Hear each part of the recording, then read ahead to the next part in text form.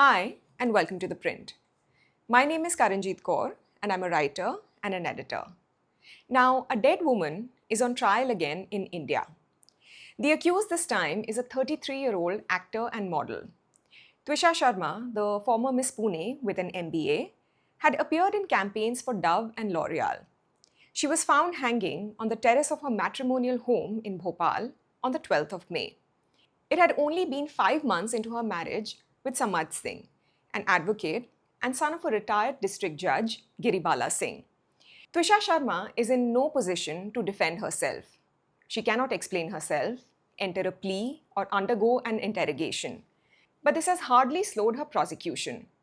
In the days following what the Supreme Court has since called an unnatural death, the case against Sharma was laid out in painstaking detail by her mother-in-law. Over the last fortnight, Giribala Singh, who was out on anticipatory bail, vended interviews to every possible media channel. According to her, Sharma was schizophrenic, had a dual personality, and there was a fourth person in her mind. She has insinuated that her daughter-in-law abused drugs, including marijuana, even while pregnant. In one interview with a well-timed sniffle, she accused Sharma of terminating the pregnancy and denying the family the joy of a grandchild. But she has also described a daughter-in-law so distressed by that same pregnancy that, according to her, the child was killing Twisha from inside. Giribala Singh offered this too as evidence of a disordered mind. It is evidence, for sure, just not of the kind Singh likely imagines. Even as her own son was absconding, remember, the Madhya Pradesh police had to announce a reward of 10,000 rupees for information on his whereabouts. Giribala Singh's sustained campaign of allegations against her daughter-in-law continued. Sharma had apparently spent 7 to 8 lakh rupees in 5 months and carried mysterious keys to an unidentified car and a house in Noida. Sharma's parents, she claimed, had pushed her into the glamour industry as a child, fed her weight loss pills, and exploited her financially before disowning her. Her father was a strange man, working in the pharmaceutical industry, and might have even been involved in plying his own daughter with drugs. For her closing argument, Giribala sounded the sharpest dog whistle. Sharma had liberal views and did not pray. Now, it is a remarkable amount of information about a woman who has been dead barely a couple of weeks. But let's take a look at the kind of information this is. Every one of these claims is about who Sharma was.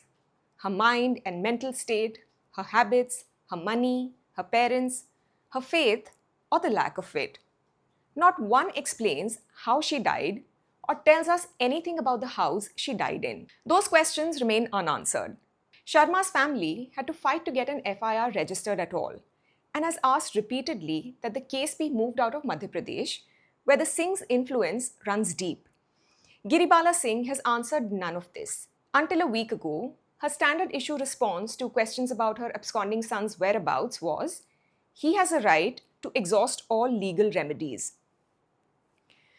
There is another recording doing the rounds, reportedly from the time Twisha was still alive. On it, Giribala Singh is explaining to Twisha's brother, Major Harshit Sharma, that she had questioned her daughter-in-law about her sexual history before the wedding. A strident Giribala Singh is heard asking whether Twisha had had relationships for favors and whether that would continue. At one point, she observes, promiscuity can be a habit.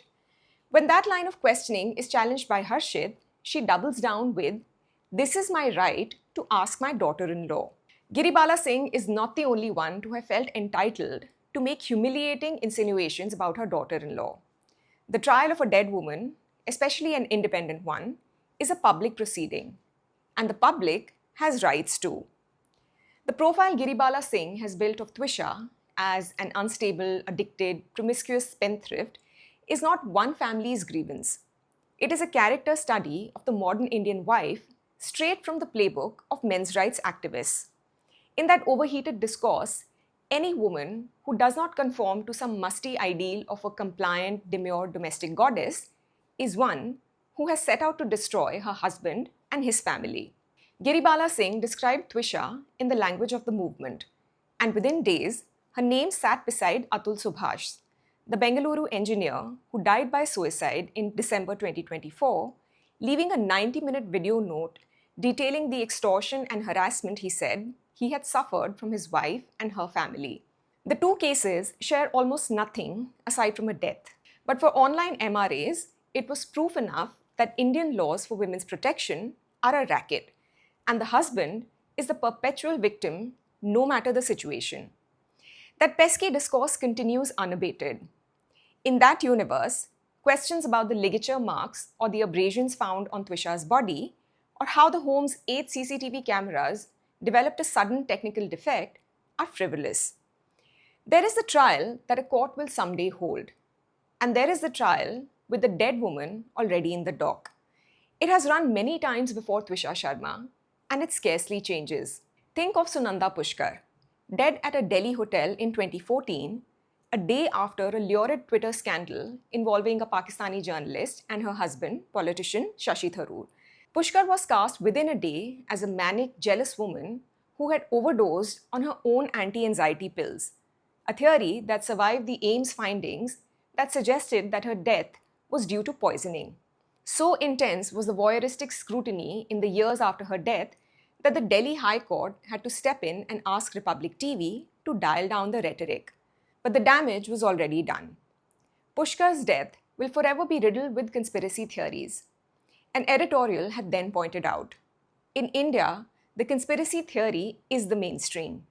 Here, speculation is treated with the authority of fact, while the official report is relegated to the margins, invariably dismissed as a pathetic cover-up not worth the paper it is printed on.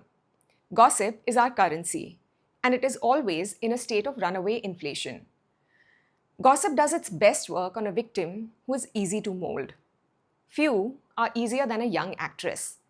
When actor Jiah died in 2013, her boyfriend Suraj Pancholi's family produced the narrative of a depressed, failed starlet undone by a stalled career. His mother volunteered that Jiah had attempted suicide 4 times before they ever met.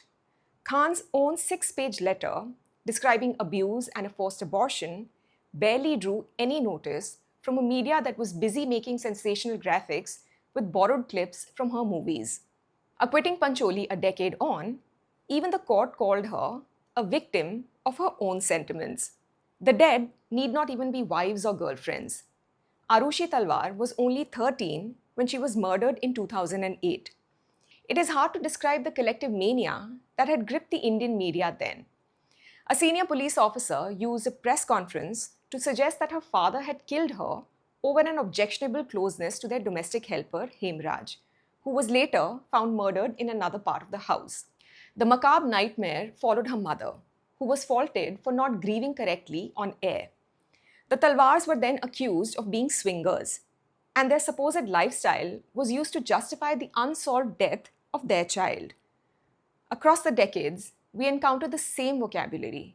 She was unstable, she was difficult, she was oversensitive, she was promiscuous, and she had marriage trouble.